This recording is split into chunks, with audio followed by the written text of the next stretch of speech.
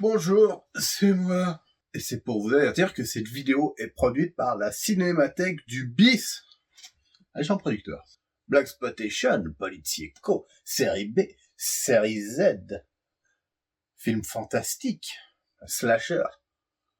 Tout est disponible, tous les genres de la série B du cinéma BIS est disponible sur la Cinémathèque du BIS.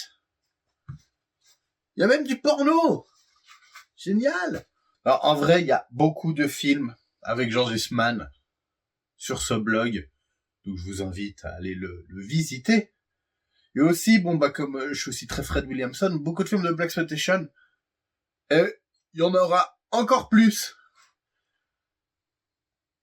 Et je lui ai passé des trucs. Donc, je vous invite tous à visiter la cinémathèque du BIS. Voilà comment s'appelle ce site. Et comme il est producteur, en plus de ma chaîne, maintenant, il me doit 300 balles. Réalisateur, acteur, scénariste, chef de gang, C'est ça, très bien. chef de secte post-apocalyptique. Le monde est un désert. Un lieu immonde et fétide. Zombie. Cowboy. Je vais te dire, tu n'as pas encore payé. Minotaure.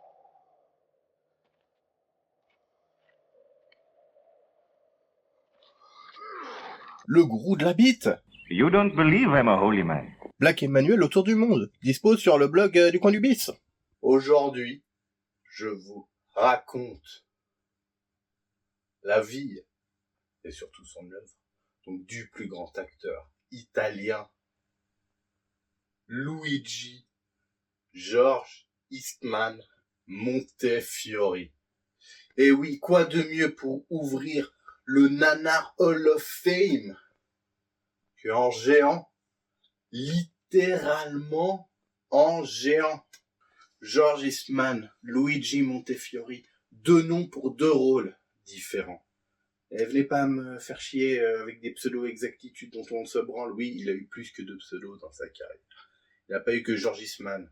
Donc Luigi naquit à Gênes, le 16 août 1942, en pleine Seconde Guerre mondiale.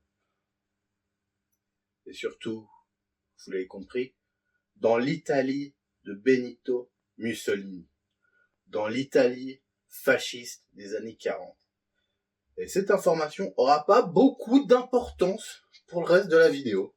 Luigi, c'est un personnage un peu particulier du cinéma. Déjà, évidemment, son physique de sportif l'a beaucoup aidé. Et à la base, il était vendu comme un ancien lutteur. Sur la bio Nanarland, parle même de lutte sur ring, qu'on aurait pu penser que est-ce que George Eastman est un acteur catcheur, fait partie de cette grande clique du cinéma. Eh ben non. Donc alors, l'information, est-ce que les trucs se passaient sur ring ou pas, je peux pas répondre. Mais lui, il parle surtout de lutte gréco-romaine. Donc lutte gréco-romaine, c'est la lutte, mais que des prises au-dessus de la ceinture. La lutte libre, tu peux shoot dans les jambes. Mais surtout, jeune, c'était aussi un rugbyman. Il a commencé le sport un peu de contact avec le rugby. Et tout ça en étant, donc il va commencer la lutte et à se faire plus en physique, tout en étant déjà acteur. C'est pas étonnant parce que George Eastman, c'est un acteur qui a un jeu physique. C'est un acteur qui prend de la place. Il prend de la place sur la caméra parce qu'il est hyper grand, mais aussi comment il joue. Un acteur italien, il bouge les bras. Voilà. Et il fait 2 mètres. Et les deux ensemble, ça donne une légende, ça donne George Eastman. La façon dont il parle un peu de ses débuts dans le cinéma, t'as l'impression que c'est un gars qui est un peu passé par un côté un peu VIP. J'ai fait la fête avec des gens qui étaient dans le cinéma et ils m'ont ouvert la porte. Sauf que c'est quand même quelqu'un qui a aussi un parcours, on va dire scolaire dans le cinéma parce qu'il a été à l'école de Centro Sperimentale di Cinematografia et aussi par l'école de théâtre de Alessandro Fersen, la Vaffanculo Theatre School. Et c'est ça, donc. Lui, vraiment, ce qui lui a ouvert ses portes, c'est un peu d'avoir traîné avec des gars du cinéma. Donc, si vous êtes un acteur débutant, vous n'êtes pas forcément d'une famille riche et que vous voulez rentrer en contact avec les gens du cinéma, devenez en plus vendeur de coke. Mais Luigi, c'est un homme particulier, c'est un acteur particulier. Parce que, évidemment, si j'en parle, c'est qu'il est connu pour sa carrière dans la série B, dans le nanar, mais c'est aussi un mec qui a joué, par exemple, dans un Fellini. Et ça, quand même, il faut le dire. Et c'est une vidéo, je savais pas trop comment l'organiser, j'ai longtemps hésité à comment le faire. Et j'en sais rien trop comment je l'ai organisé en fin de compte. Je l'ai pas fait par année, je l'ai fait par des périodes. Tel un peintre qui aurait une période bleue. On va dire George Eastman, il a eu ses petites périodes, même si certaines se chevauchent quand même un peu. Et la première, c'est pas pour rien qu'il s'appelle George Eastman. C'est son époque cowboy.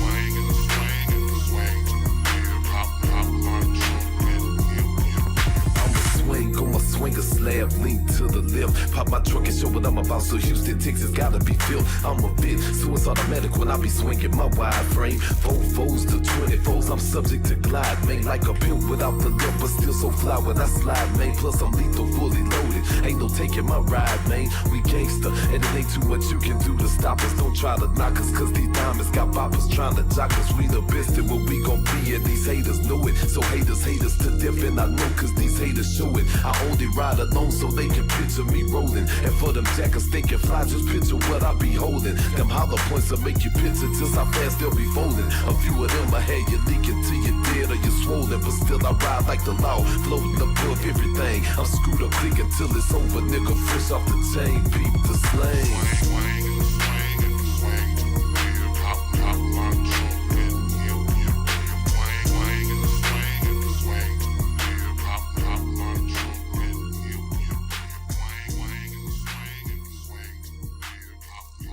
Alors George Eastman, donc pas encore George Eastman. Je crois qu'à un moment il s'appelle même Eastman, H-I-S-T Man, tu vois. Lui vraiment ses premiers rôles, et en même temps c'était un style important pour le cinéma italien, c'est un cowboy, c'est le western.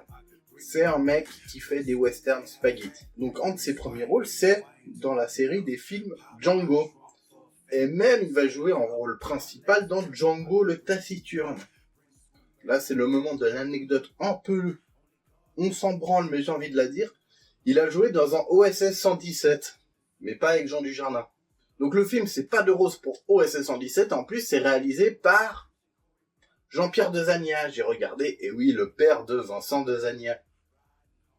J'aime beaucoup la Beuse, moi. Peut-être même plus que Fatal, encore. Et aussi, avec George Eastman, ce qu'il faut se rendre compte, c'est que c'est pas genre... Il a fait des films, genre Django, là, ça a inspiré le Tarantino. Non, c'est qu'il il a toujours eu des rôles assez importants quand même. Parce que bon, le mec, en plus, il a le physique pour jouer le cowboy, tu vois, le mec du western, le mec dur. Il fait 2 mètres, il est carré. Mais surtout, en plus, George Eastman, c'est autant un mec qui peut jouer un peu en beau gosse, qu'un gars qui fait peur. Acteur quand même très versatile, faut le dire. Donc je vais redire ce que j'ai dit. Mais ce que j'ai écrit, voilà, c'est un acteur qui va vite avoir son succès, c'est pas un mec qui passe 10 ans à faire de la figuration. Mais malheureusement, c'est pour ça qu'il faut lui rendre hommage, il est quand même un peu moins culte que ses collègues italiens, avec des noms d'Américains, et on va les citer aujourd'hui. Donc George Eastman, c'est pour Luigi Montefiore, Bud Spencer, Carlo Pedersoli,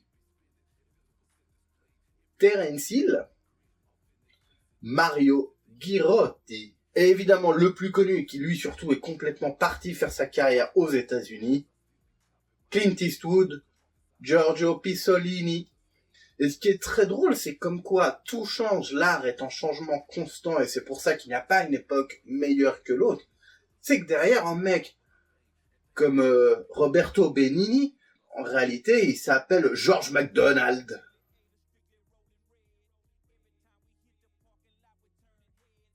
Et il va devenir scénariste. Alors évidemment, il est plutôt acteur dans des westerns, donc il va scénariser des westerns.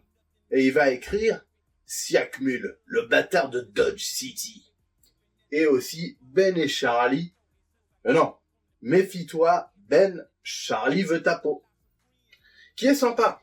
Alors les deux sont disponibles sur YouTube en entier. Ça, faudrait que je me mette des liens en dessous de films de George Eastman à découvrir en entier sur YouTube.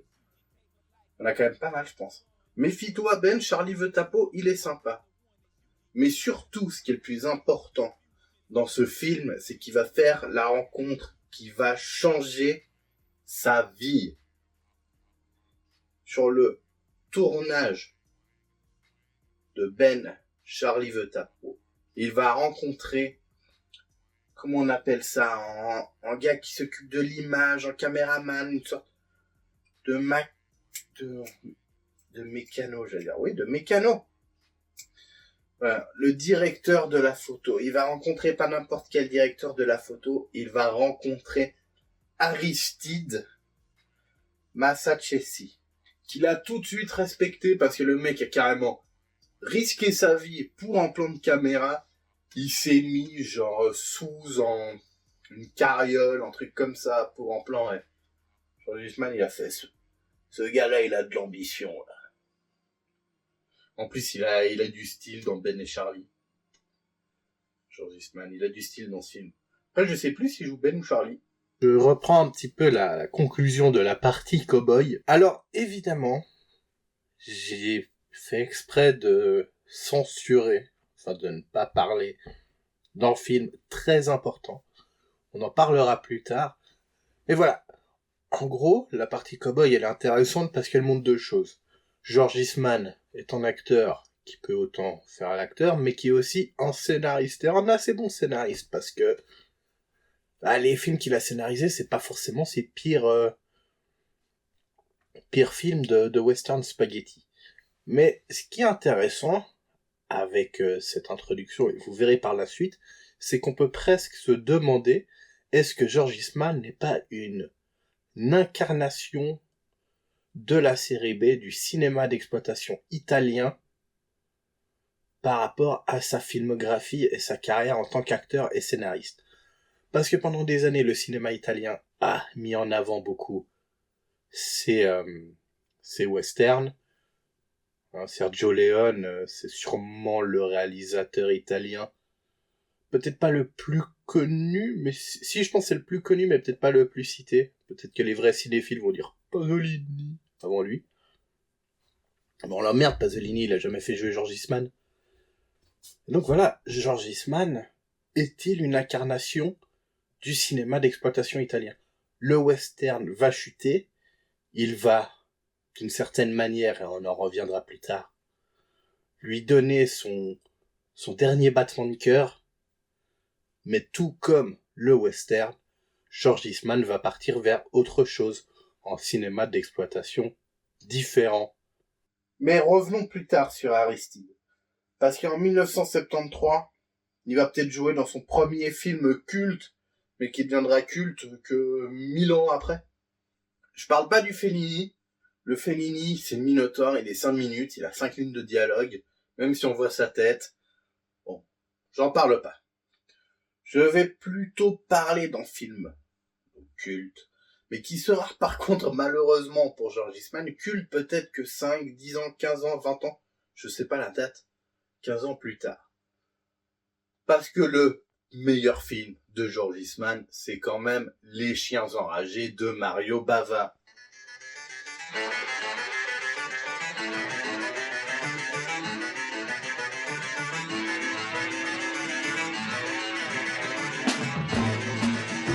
Alors Mario Bava, c'est un mec qui est considéré comme un maître du cinéma. Le gars il est cité par des Tim Burton, des Wes Craven ou des mecs qui ont un peu rien à voir avec son style, mais qui sont stylés comme Martin Scorsese. En gros, Mario Bava, c'est simple, c'est l'inventeur du giallo. Et il est aussi cité donc par Argento, qui est arrivé un peu après lui. Enfin, je crois. Et de toute façon, on est là pour dire du bien des gens qu'on veut parler.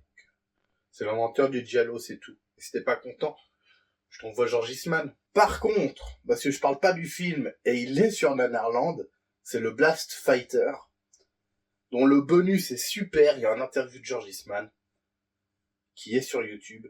George Eastman, comment il déteste le fils Bava, comment il déteste le fils de Mario Bava, là, Lamberto Bava. Putain, quand il parle de lui, t'as presque de la peine. Il l'insulte de ouf. Et en plus, bon, il aura sa vidéo à lui, les chiens enragés. En plus, c'est un film à contre-courant pour Mario Bava. Parce que lui, c'est plus un mec du cinéma fantastique, cinéma d'horreur, le giallo. Et là, on est sur un film de gangster avec George Eastman.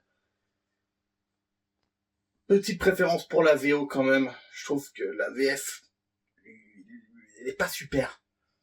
J'ai regardé les deux parce que la chronique sera faite avec la VF. Donc Mario Bava, les chiens enragés, film à contre-courant, mais quand même avec une idée de génie. Mettre un putain de mec de 2 mètres dans un huis clos en voiture. Ça, tu ne rêves pas au grand réalisateur, quoi, ce genre d'idée. Et surtout un George Eastman monstrueux. Un George Eastman comme on n'avait jamais vu.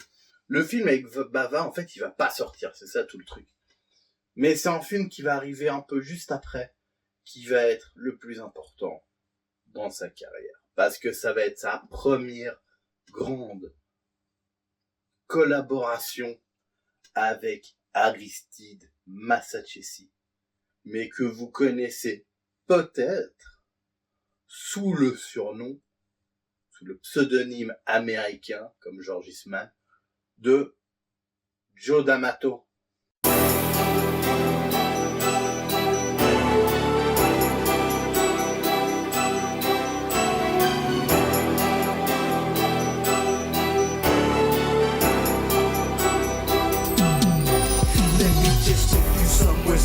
Gonna cut all of the lights down, then forget all about the world. We gonna just flow with what we feel. Let's share a few private thoughts. I'm not just out for your sex. Let me simplify the things in life that you find complex. Forget what you heard about me, cause you're a scarecrow groupie, but there's no pressure on you, cause you know what you must do. Check this out, let's have a drink and I give you time to think. Let me puff this Buddha and cut on the spawn, no bunker. Come lounge here by my side tonight. You're my devil's bride, and there's a freak deep inside. Have no shame, no need to hide. Why do you keep on blushing? Get it all like a slushy. She must be kind of tipsy on this crystal like a gypsy. Now I got her on all four, about to break down the headboard. Donc, ils s'étaient rencontrés sur Ben et Charlie. George Eastman avait un peu apprécié le bonhomme. Alors là, par contre, ça va être rien à voir. On est sur une sorte de film thriller, érotique, féministe, un peu chelou. Film quand même dans lequel George Eastman, et qui va aussi, je pense encore plus créer cette relation avec D'Amato, c'est que George Eastman, il va écrire la fin. Il va écrire la fin du film. Et aussi jouer le méchant mascu toxique. Mais le pire, c'est que si il a accepté de faire ce film, c'est pour une raison très simple, c'est que la maison dans laquelle étaient tournées la plupart des scènes du film était la maison du producteur du film, et c'était à 5 minutes de chez George Eastman. C'est pour ça qu'il a joué dans ce film. Et donc l'histoire, c'est George Eastman, qui est le plus gros connard de l'univers, qui est vraiment genre le mascu toxique ultime, le pervers narcissique, voilà, c'est ça le vrai terme que je cherchais. Et en gros, dans ce film, il va un peu prostituer son ex qui va mal le vivre et se suicider. Et sa grande sœur va venir en ville pour préparer une terrible vengeance à cet enfoiré de George Eastman. Alors le film, vous pouvez le trouver sur le chat qui fume, je crois. C'est comme ça que je me le suis procuré. Et c'est assez marrant, et je me pose un peu cette question sur, pas l'ensemble forcément de sa carrière, mais quand même sur ce film, et un peu sur George Eastman. C'est que c'est George Eastman qui a écrit la fin du film, Si vous achetez le DVD, vous pouvez voir ça dans les bonus. Si vous voulez vraiment que je parle plus de ce film, pourquoi pas, vous me le dites en commentaire, vous me faites un virement de 5000 balles, et j'en ferai une chronique.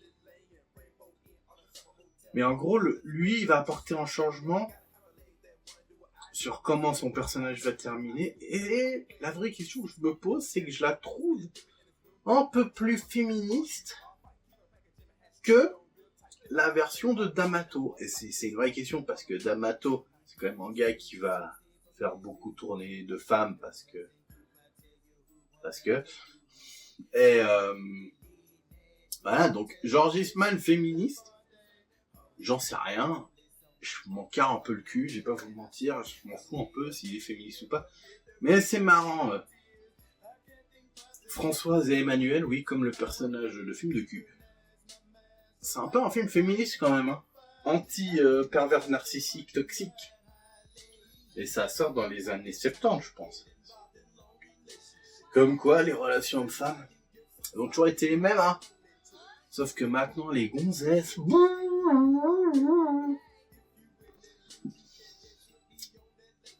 J'ai parlé de féministe, derrière, je suis obligé de faire une blague de beauf. Mais c'est le début d'une relation de plus de 11 films entre George Eastman et Joe D'Amato. Alors, qui c'est Joe D'Amato ? Joe D'Amato, en vrai, c'est quand même Monsieur Série B. Et comme on parle George Eastman dans les bonus du DVD, pour lui, c'est quelque chose d'assez spécial. Ils ont un peu une relation qui est bizarre, Eastman-D'Amato. C'est que pour lui, il dit D'Amato, il aurait pu faire des grands films, il aurait pu faire beaucoup mieux. Il va même jusque... En fait, il lui a même posé la question, pourquoi tu fais pas plutôt un gros film, mais où tu prends le temps, t'essaies de faire un truc vraiment quali, plutôt que d'en faire 3. Et Joe D'Amato lui a répondu l'argent. C'est vrai. Et même George Eastman va faire, dans une interview, une analogie avec le foot. Il dit qu'il avait le talent pour jouer en Serie A, mais il a décidé, par manque d'ambition cinématographique, de toujours rester en joueur de Série B, voire pour George Eastman, de national. George Eastman, quand il part de ses films avec Joe D'Amato, il a presque un rapport où certains de ses films, c'est de la série Z. Et vraiment, quand tu dis que c'est même pas de la série B, c'est chaud. Alors, Joe D'Amato, c'est qui ? Alors, Joe D'Amato, c'est, comme je l'ai dit, en fait, c'est Monsieur Série B, voire série Z en Italie. Et c'est un mec, il a dû faire, je pense, 100 films. Des films, surtout des films d'horreur. C'est un grand fan du gore. Il va aussi se faire produire 2-3 films au States avec des budgets un peu plus importants, dont la plupart des films, je pense, qui ont eu cette ambition internationale de Joe D'Amato se sont tous retrouvés sur Nanarland, ce qui est un peu dommage.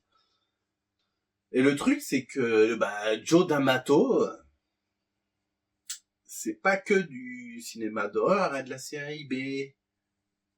C'est aussi beaucoup de porno. Parce que c'est aussi en ponte du cinéma érotique, avec ses films avec Laura Gemser. Et si vous voulez savoir, je sais de source sûre, dans l'acteur, dans les films de Joe D'Amato, Laura Gemser ne se fait jamais pénétrer. Et lui, il était là dans l'acteur, je sais plus quand, c'est celui qui est dans Sosonero, non, c'est pas ça. Ou c'est peut-être ça, je sais plus. Il est là, elle, je peux te dire, elle s'est jamais fait pénétrer. Ah, c'est dommage, parce que c'est vrai que c'est moi qui l'aurais besoin, donc. Laura Gemser, qui est cette actrice magnifique, on sait pas trop de quelle nationalité elle est, qui a donc joué dans tout plein de films érotiques avec Joe D'Amato, les Black Emmanuel. Et après, derrière, Joe D'Amato, lui, il va carrément faire du porno. Et en faisant du porno, il va aussi être une des personnes qui va être responsable de la chute du cinéma érotique. Parce que quand tu mates du bon gros porno bien sale, est-ce que tu as envie de te branler sur un film érotique d'RTL 9 ? Et cette question, je l'ai posée à tous mes collègues youtubeurs cinéma. Et voilà leur réponse.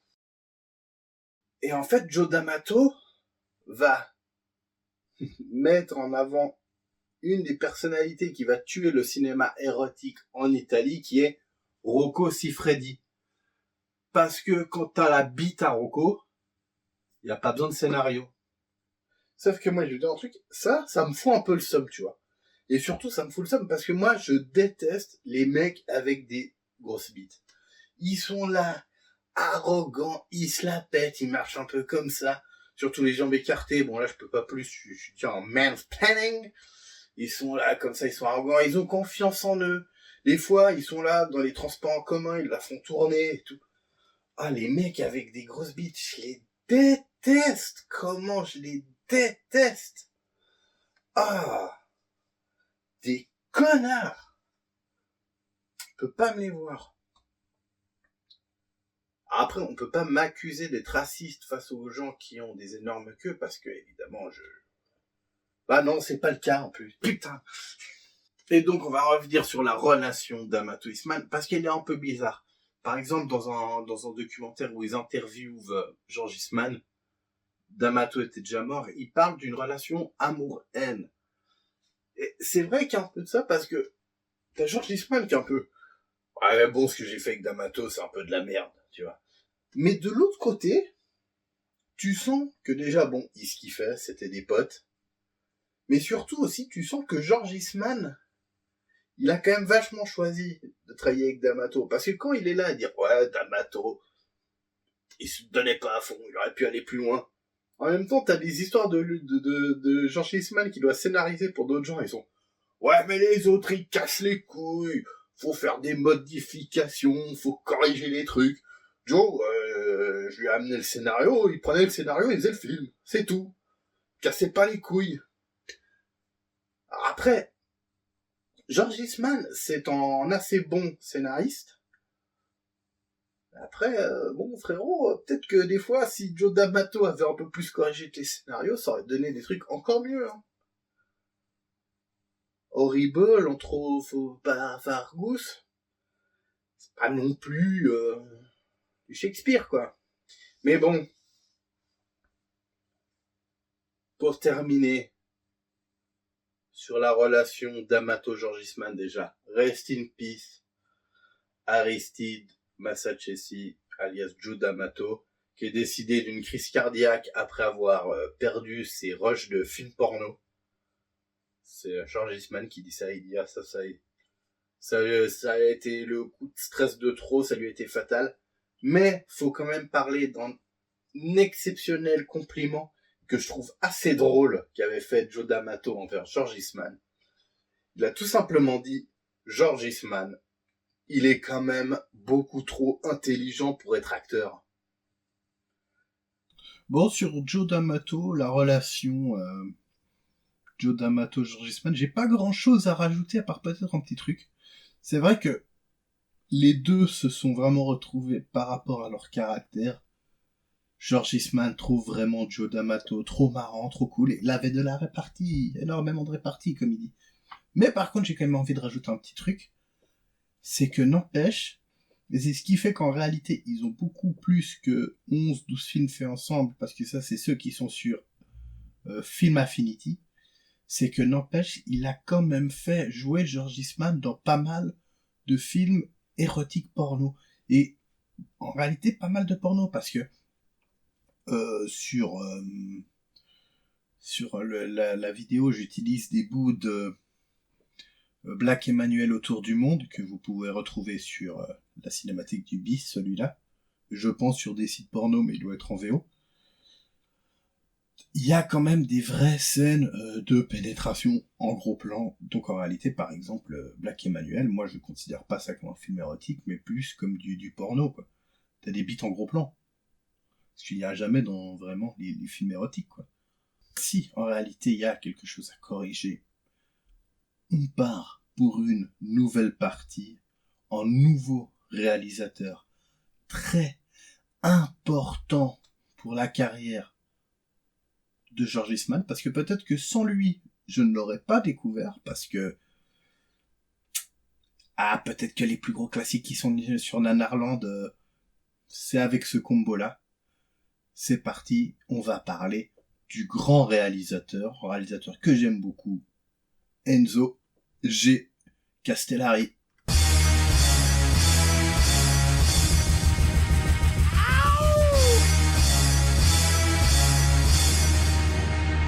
Yeah!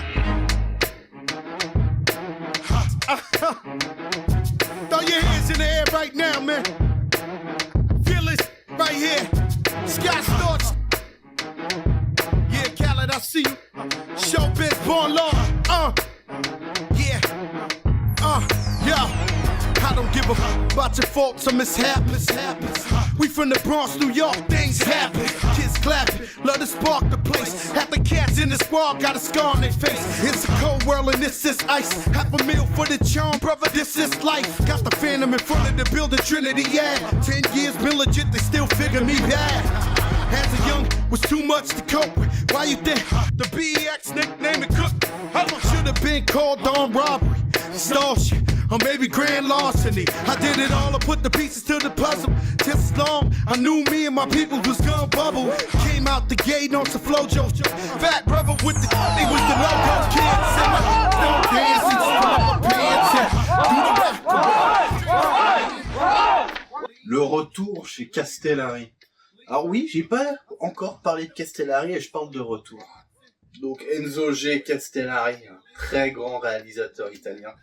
Pour les gens qui s'en branlent des nanars, qui sont sur cette vidéo par hasard, c'est le film qui a inspiré Inglourious Basterds de Tarantino. C'est inspiré dans Castellari. Sauf que ça n'a rien à voir. Et surtout, genre... Après, le film était annulé, mais à un moment... Tarantino pitchait un autre film de guerre après Inglourious Basterds, qui devait peut-être même sortir... En fait, il devait sortir, je crois, à la place d'Hollywood, Once Upon a Time in Hollywood. Et c'était vraiment exactement le scénario d'Inglourious Basterds.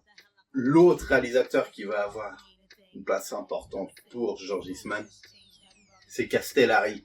En plus, c'est par rapport à Castellari que je me suis intéressé à George Eastman, parce qu'ils ont quand même une relation qui est quand même très non-Harland friendly, quoi. Et de cette relation va naître le film que je vais chroniquer pendant ce mois, le nanar Les Nouveaux Barbares, dans lequel, je vous spoil déjà, George Eastman est le chef d'une secte post-apocalyptique. One.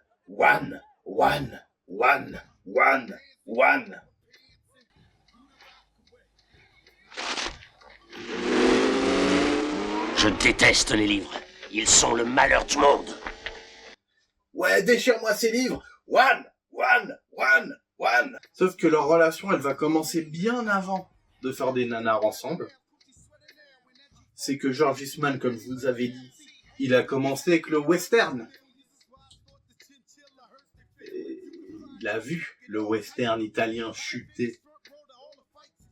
Quasiment maintenant, il a totalement disparu. Alors pour lui, la raison, c'est que le genre du cinéma italien, du western italien, c'est tellement auto-parodié qu'il a perdu tout son intérêt. Et lui, ça lui a foutu un peu le somme. Et donc, George Eastman va décider d'écrire son western italien, son classique du western, Spaghetti. Et George Eastman, il va écrire... Le monde n'est que pourriture.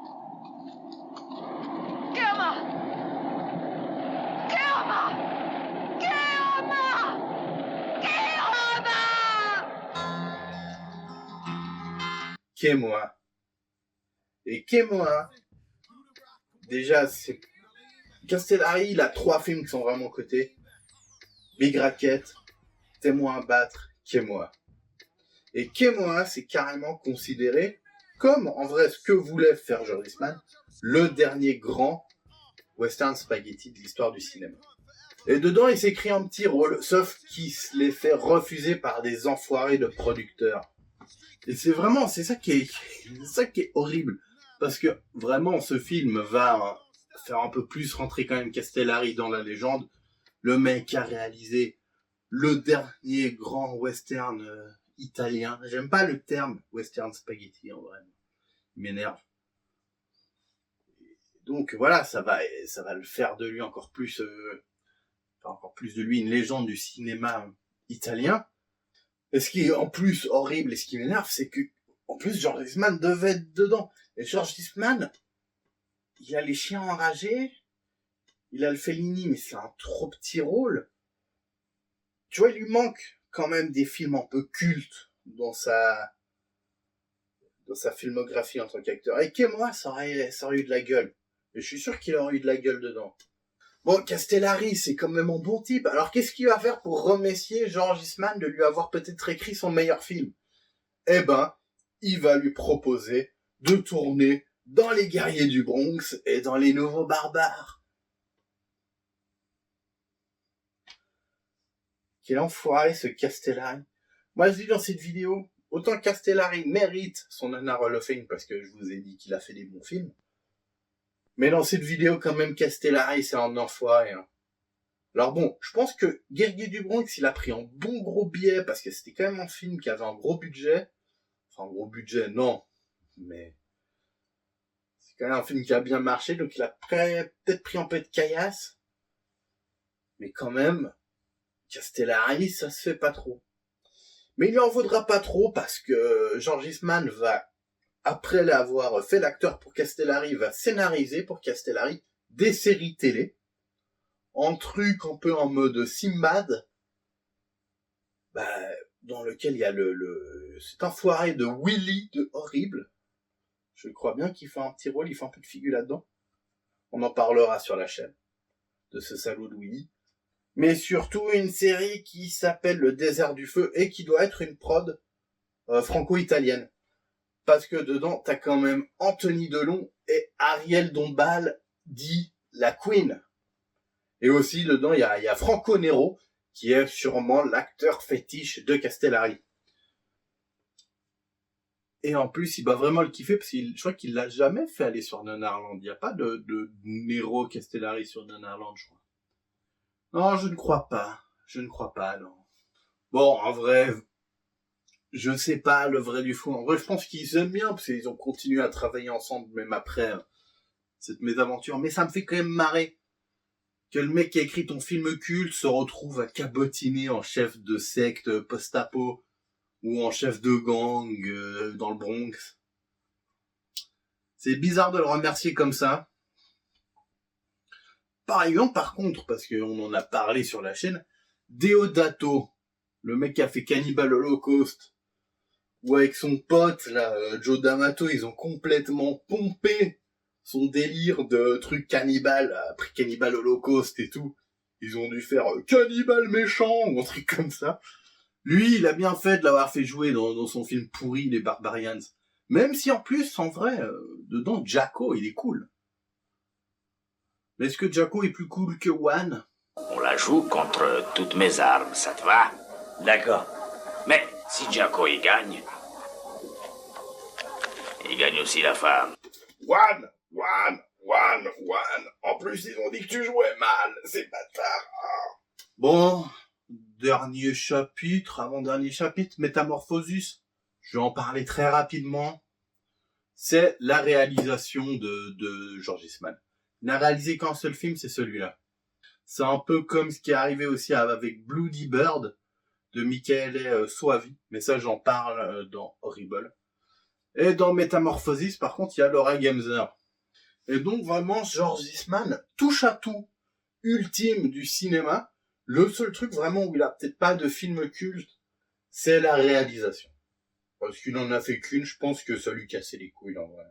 Alors, petite anecdote avec Laura Gemser, mais je pense que c'était peut-être sur ce film-là. Gemser, donc après sa carrière d'actrice, qui fait des scènes simulées, elle est devenue costumière. Et elle a fait les costumes de Troll 2. Parce qu'il y a... Non, Troll 2, voilà. Troll 2, je crois que c'est produit par Joe D'Amato. Et Laura Gemser fait les costumes de Troll 2. Je crois que c'est Troll 2. En tout cas, c'est un truc qui est en rapport avec Troll 2. Et ben, faut savoir qu'elle a fait les costumes dans un film où il y avait George Eastman. George Eastman, il lui a crié dessus tellement fort qu'elle a pleuré. Et franchement, Luigi, George Eastman, Montefiore, c'est mon gars. Mais faire pleurer, faire pleurer Laura Gemser, ça se fait pas. Ça se fait pas.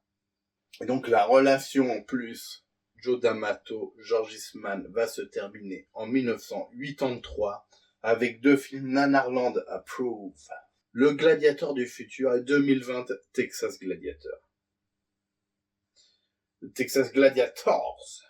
Alors je sais plus exactement, je crois que George Eastman joue dans un des deux et il a scénarisé l'autre seulement. Il a peut-être scénarisé même les deux et joue dans un. Je sais plus exactement. Et donc la carrière de George Eastman, elle va se finir un peu comme ça, quoi. Il va juste arrêter d'être acteur parce que les rôles qu'on lui proposait, ça le saoulait. On lui a proposé un rôle où il était daron d'une fille qui se droguait, il a dit « Mais le cinéma, c'est pour rêver ». Alors sachant qu'il a joué des serial killers toute sa carrière, c'est un peu bizarre. Mais surtout, il va finir sa carrière d'acteur sur 2 films. Enfin, il y en a un qui est... Le premier, il est genre là, et le dernier, la suite, c'est son dernier film en tant qu'acteur. Je sais plus le nom de la suite, mais le premier, c'est Regalo di Natale. Et c'est un téléfilm, et c'est genre aussi une de ses œuvres les mieux notées. Et je l'ai en DVD, je vais essayer de traduire les pistes sous-titres, mais je parle vraiment zéro italien, donc faudrait que je paye quelqu'un, et ça me fait un peu chier de foutre de la thune dans cette chaîne YouTube, tu vois. Bon. Abonnez-vous. Et donc voilà, il va tranquillement mettre de côté sa carrière d'acteur. Il va arrêter à peu près dans les années 90. Par contre, beaucoup de scénarios pour la télé. Enfin, je crois même uniquement pour la télé. Et vraiment, après, je pense qu'il y a du bien, du moins bien. Je vais pas te mentir, je me suis pas mis à 200% sur des téléfilms ou des séries italiennes parce que il y a George Eastman au scénario. Mais les Regalo di Natale et sa suite, on va essayer de leur rendre hommage vu que c'est des œuvres qui sont importantes pour George Eastman et essayer de les mettre sur internet avec des sous-titres français. Bon, j'ai normalement plus que 8 minutes pour faire la conclusion, faut que je vide un peu ce téléphone, c'est chiant. Que dire sur la carrière de George Eastman ? C'est une carrière qui pour moi... Mais d'un autre côté, putain, il y a 15 000 DVD de ce gars qui ont été réédités. Même ces nanars, tu vas chez le Chat qui fume ou Pulse Edition, tu peux trouver des trucs autour de George Eastman avec des bonus. Donc d'un côté, j'ai envie de dire, quand même, il a un statut culte, George Eastman. Surtout que lui-même, il est pas tendre avec sa propre carrière. Il est là un peu... J'en parle pas quand je parle de Kemoa, mais quand même, la raison pourquoi il a écrit Kemoa, c'est qu'il a dit « J'ai joué dans tellement de westerns pourris que j'ai écrit Kemoa. » Et il a quand même dit « Et je remercie tous les réalisateurs nuls de m'avoir, et donc surtout scénaristes, dans ce cas-là nuls, de m'avoir fait jouer dans des films pourris. Comme ça m'a donné envie d'écrire des bons films. » Mais c'est vrai que George Eastman n'est pas trop dégueulasse comme scénariste. Par contre, caractère, je pense que c'est un mec. Comme il est dans ses films, ça doit être un gars qui est intense, qui doit être assez dur. Tu vois, j'ai maté tous les bonus. Alors, moment, il y a l'actrice qui est dans Emmanuel, je sais plus quel rôle elle fait. Françoise et Emmanuel. Parce qu'Emmanuel, il y en a 12 avec la Gemser. Elle dit, ouais, l'acteur, par contre, pas super sympa, taiseux, un peu spécial, un peu pas super cool, quoi. D'un autre côté, bon, bah, il avait ses potes, quoi. Il était avec D'Amato, je sais plus sur quel tournage, il était en galère de thunes parce qu'il jouait tout au casino, alors il partageait sa chambre avec l'actrice principale, puis en tout bien tout à l'heure. Moi, tu partages ta chambre avec moi, George Eastman, je peux dire, il y aura pas de tout bien tout à l'heure, hein, parce que George Eastman, je le bouffe la tome. Non, c'est pas vrai. Je bouffe la tome, quoique c'est drôle, Joe D'Amato bouffer des tomes. Si Joe D'Amato, si vous vous intéressez à ce gars, les gens lui posent toujours des questions. Il y a ce moment d'interview exceptionnel où ils disent oui, dans vos films, il y a quand même beaucoup de castration, beaucoup de gens se font arracher la bite avec des dents. Et lui, il répond, quelle est la symbolique autour de ça? Puis lui, il répond, ah, parce que c'est facile et pas cher. Ça, moi, je trouve que c'est le plus beau truc que tu peux dire à un réalisateur de films d'horreur, de série B, voire de série Z. On te dit, oui, mais la symbolique dans tout ça, et sa réponse est, parce que c'est pas cher et impressionnant. C'est ce que devrait répondre tout grand réalisateur de série B. Plutôt que de s'auto-branler des fois. Et donc, voilà, autant George Eastman, même des fois dans ses propres rôles, genre dans un de ses tout premiers films, qui est tiré d'une BD, j'ai complètement oublié le titre. Il est là, ouais, dedans, je suis pas fou, parce qu'en plus, je fais des trucs avec des accents et tout, nanana. C'est pas non plus quelqu'un qui dit, oh, c'est des cons. Moi, putain, comme acteur, comment j'étais chaud, j'étais trop cool. Lui, quand tu l'entends parler d'Horrible ou de Strafagus, de toute façon, il joue en zombie, il est un peu là, oui, bon, ben. C'est quand même un gars qui est aussi dans l'autocritique, même s'il a un petit côté quand même. Elle est nulle. Merci de m'avoir fait des bons films. Ce qui est quand même un joli flex, moi, je trouve. Mais la vraie question, c'est que quand il parle de ses regrets avec Joe D'Amato, que Joe D'Amato n'avait pas cette ambition, d'un autre côté, est-ce que s'il avait plus d'ambition, est-ce qu'il aurait fait jouer George Eastman forcément dans tous ses films? Est-ce que George Eastman, en fin de compte, c'est quand même un bon acteur? Et franchement, pour en avoir regardé beaucoup, je sais pas, en fait, si George Eastman c'est un bon acteur. Parce que même dans Les Chiens enragés de Bava, George Eastman, il a quand même un peu cette tendance à en faire des caisses. On va pas se mentir.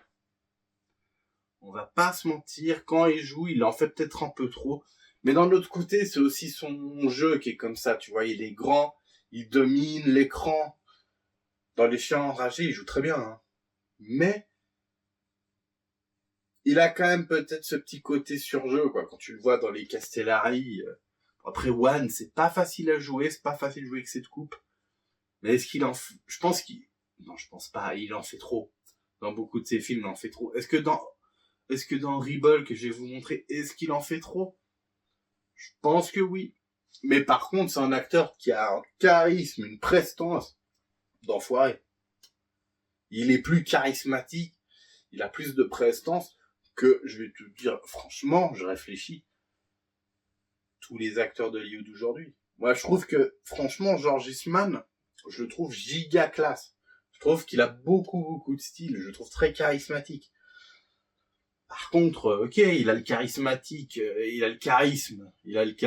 dans, je sais pas, dans Tom Hardy ou dans Idris Elba, mais il a pas leur niveau d'acteur, malheureusement. Mais par contre, c'est un vrai génie du scénario, quoi. Le mec a vraiment écrit des films cultes, il a dû écrire des films comme ça, vite fait, pour Joe D'Amato, dont certains sont devenus cultes. Anthropophagus, là, c'est un film culte de la série B italienne. C'est pas juste un nanar comme ça. Joe D'Amato, c'est quand même quelqu'un qui, sans moyen, a un peu marqué l'histoire du cinéma. T'as des gens qui vont le citer en référence. Moi, mon préféré, c'est surtout le film porno. Peut-être que je vous sortirai... Là, en plus, on est bientôt sur la lampe. Peut-être que je vais vous sortir une vidéo de moi qui cite tous les films porno de Joe D'Amato. Pour rendre hommage à George Eastman, Joe D'Amato. Et donc voilà, super scénariste, acteur très charismatique. Une chose est sûre, et je l'ai vérifié, c'est que quelle que soit sa carrière, quoi qu'elle représente, quelles a été ses victoires, ses défaites, son manque d'ambition, le manque d'ambition des gens qui l'ont entouré, George Eastman, Luigi Montefiore, c'est le plus grand acteur italien. Il est gigantesque. Il fait 2 mètres.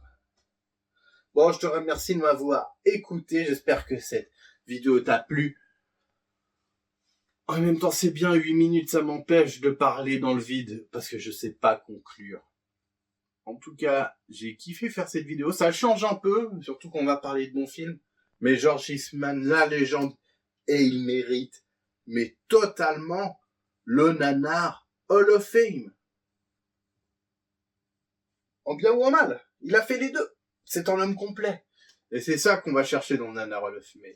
Dans le Nanar Hall of Fame. Aussi les bons films. Je sais pas de qui sera le prochain sur la liste. Après, il y aura aussi un truc des thématiques. Hein.